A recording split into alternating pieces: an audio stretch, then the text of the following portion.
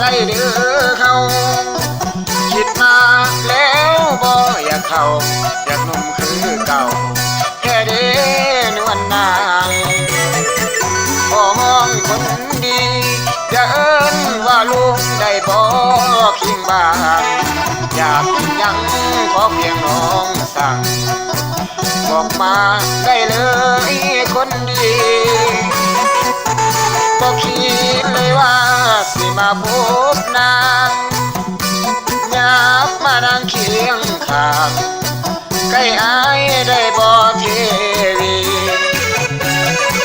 น้องสื่อจังได้คือมาผู้งามอีหลีมีแฟนแล้วบ่นาลีเว้าอีหลีในเด้อกันดา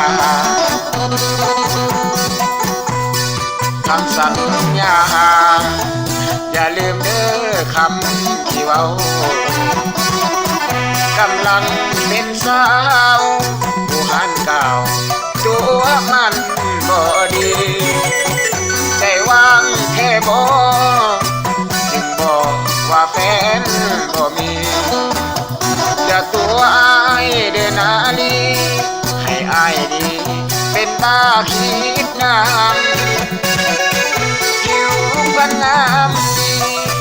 บ่มีแม่ห้อยดำด่างอยากได้เจ้าเด้อเนื้อนางมาเป็นคู่ของชีวิตถ้าได้กับน้องอายจะพาน้องหังมีขอวอนแม่ขอลานีจงสวยลูกพี่ในนาแม่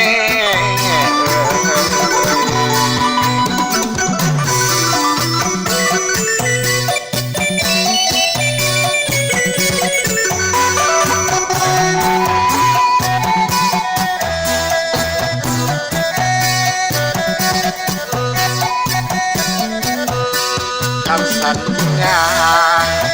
อย่าลืมเด้อคำที่เว้ากำลังเป็นสาวผู้หันเก่าตัวมันบ่ดี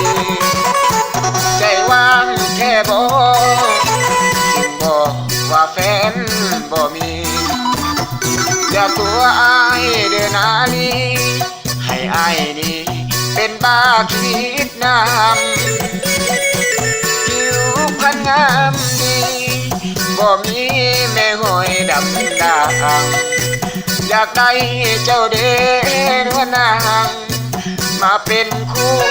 ของพี่ดีถ้าได้กับน้องอายจะพาน้องหังมีขอวอนแม่ขอลานีจงสวยลูกพี่ให้ได้สาวสำน้อง